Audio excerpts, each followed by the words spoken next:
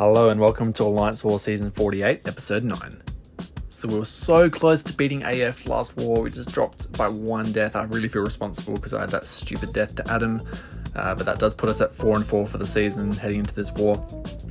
And we've got 7 fights today's war, but I really enjoyed these fights. It's probably the most fun I've had this season so far. And our opponent is Matrix, so this is an alliance we've fought pretty frequently, and definitely a pretty even match probably. So yeah, this is going to be a fun war for sure.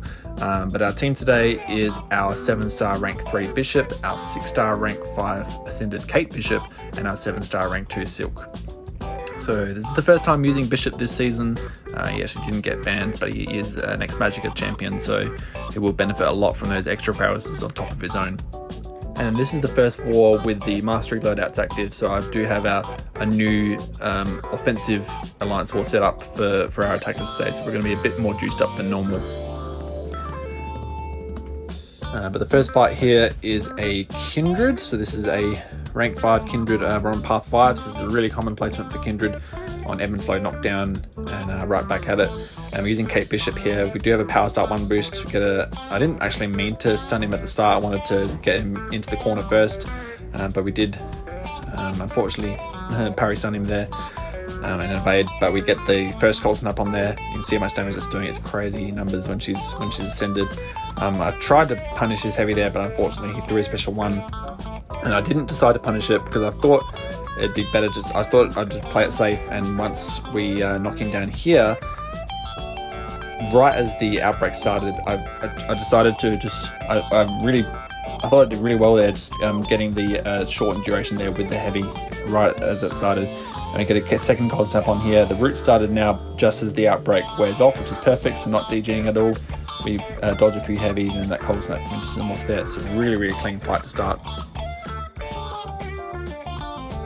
And then the next fight we have here is this Ascended Kate Bishop, so obviously also on path 5. Ebb and Flow knockdown, and this is a pretty standard fight for Bishop, so she is a tactic defender of course, but if she does decide to evade, she cannot, because when she tries to purify that stun debuff, she gets passively stunned. That's from Bishop's abilities of course. And we're actually going to be throwing special 1s here because we actually had to be very smart with how many bars of power we had at the end of each Bishop fight. So for this fight I wanted to be under 2 bars of power, so I didn't want to finish her off with a special 2. I wanted to be at a special 1 ideally because of the next fight, and you'll see, I'll explain why when we get to the next Bishop fight. But that special 1 did plenty of damage there just from the actual hits, and then the incinerates ticking her down here even more. So the protection is back up here. We throw a heavy, and then I think we throw another special 1 here. Maybe. I think we try and, yeah, we do throw 1 eventually, and so we do finish on about 1.9 bars of power there.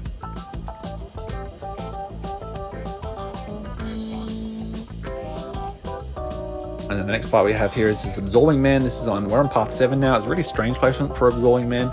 This is another Ascended champion here we're fighting. So we're using Silk here. She's a great counter for Absorbing Man. Just because she can nuke him down.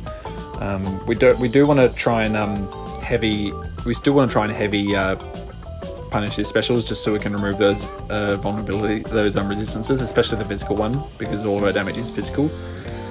But we do heavy counter this special 2 here just to get rid of the regen and remove the protection there, because it is a 75% protection. And we are going to be going for the special 3 rotation, I believe. Yeah, and so we heavy counter here and we throw heavy into a special 3. So this will obviously put that really long passive stun on. But you can see he's pretty much he's most of the way down even after the special 3. Yeah, he's over halfway down now, so we can combo. The protection is about to come back on, so we actually aren't going to finish him off here because of that protection, but we do throw the special 2 anyway, and that does get him all the way down. Alright, so the next fight we have here is this Kingpin. So the reason I didn't want to start at 2 bars of power is because I wanted to start this fight just spamming special 1s. But the first thing I wanted to do is actually just get some passive prowesses from hitting into his block, because that is going to reduce his purified chance by 34% for each prowess. That's from the tactic. So this is a perfect start. We're able to get 6 passive prowesses here, and he's not going to be able to purify any of these incinerates.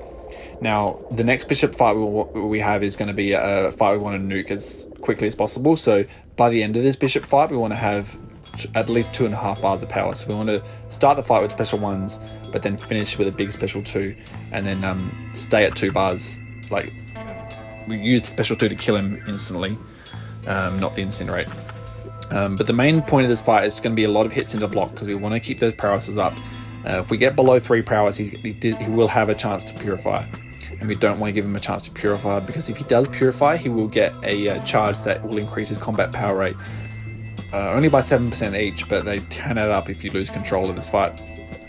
So we're just playing it safe here. We're just still throwing special 1s, staying close to him, sometimes just let those incinerates stack up, but we don't want to stay too close to him, not the whole time, because otherwise we'll start dexing like that. So we get another combo here in the block, back to 7 prowesses, keep him trapped into the corner. He does throw another special 1 here, which is perfect. So the fight's going exactly as planned, doing really well here. We strike her into a combo there, and at this point I was pretty confident I could finish him off with the special 2. So and also because we're above 3 prowesses, we can safely parry. Well, we're actually down to 1 prowess now, so we have to recover here. But if we do parry now, he actually won't shrug it because of all the prowesses we have.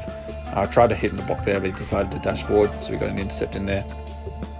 I think we start parrying now, or maybe after this special 1. We will start parrying, but he won't be able to shrug because of those prowesses. But we do get our own prowesses now, which will help into this special 2. So we throw the special 2 with 23 prowesses, and that was perfect. So we finish on 2.5 bars there. But the next fight we have here is this Power Snake Bishops. This is again, like I said in the previous war, this is probably one of my favorite matchups in Alliance War at the moment. Silk is so fun, but this is the first time I'm using my 7-star Silk for it, so she has even more attack than the 6-star. I think unboosted, the 6-star had about 4,900 attack, and the 7-star had about 6,000 attack. And then with these new mastery loadouts, we're even able to get more attack through extra glass cannon and assassins and stuff. So we're trying to get a special 2 out of him here. Obviously don't want to push him to a special 3 because we can't evade that, but we can evade this, so we use the evade there very tactfully, and we get an intercept there into a heavy. So we're obviously trying to get to our special 3 now, so we block bait out this heavy. In fact, he actually combos us to a special 3 there through our block, so able to combo here into a special 3, and that's it, the fight's over. So throw our special 3 here, and with all of our damage we have being a 7-star and all the physical vulnerability, we can easily finish him off here with our special 3 rotation. So throw that double medium there, and then chain into a heavy. And in fact, this was enough. We didn't actually need to throw a special 2. You can see here that heavy, the first hit for 56k, just crazy damage. And this is the reason why we wanted to finish our last bishop fight on a very high amount of power, because this is a hazard shift Zemo, stun immune, hazard shift incinerate poison. So we don't have any immunities to incinerate or poison. Obviously we can give him feedback damage with the incinerates, but we just want to try and parry as much as we can and finish him off with a couple big special 3s. Because parrying will give us our prowesses as well as the tactic prowesses. And we don't want to hold block too much because that will give us regen. So yeah, we get a few hits in the block there. And we will parry a couple times here. We're up to 50 prowesses. We throw a special 3 there. I think we're at 49. This is a fight we've done with Strife before, but it's the first time using Bishop here. That first special 3 did about 70% of his health, a bit less, and that does put the it did put in a vulnerability boost on, but it did cleanse that. But the mutant power boost on we had got us back to a second special 3. So this guy got down in 4 hits, which is pretty funny. But that's how strong a rank 3 bishop is. That's why he gets banned. And then the last fight we have for this war is one we've done 2 times before this season. This is the Aspect of Evolution Mangog. So the 4th war in a row we've fought this node, and obviously we're using our 7-star Silk this time, and we actually have a striker on, so we've finally got the right setup here. So we use our heavy to get into a special 2, we use the evade tactfully to get rid of that. We do have an invulnerability boost on just in case he gets to a special 3 through Aspect of Evolution, but if he does do that, that's fine. We can bait that out easily. Want to block bait here because we don't have our evade up. I'm very happy to push him to a special 3 here and let him throw that. But we actually were able to combo into special 3 here with our heavy, get the little bonus damage there, and yeah, the fight's over. So we didn't even need an invulnerability boost on, in fact, but it was just there for safety, in case he didn't cooperate. And then we get the good special 3 combo in there, and we chain into a heavy. And just like that bishop fight before, we actually didn't need the special 2. It's just the 7 stars is too powerful. So yeah, finally got a second Deathless War. Took us 9 wars to do it, but yeah, that was it was pretty good. Pretty good. Really enjoyed these fights. But that's going to do it for me today. I'll see you in the next one. Peace out.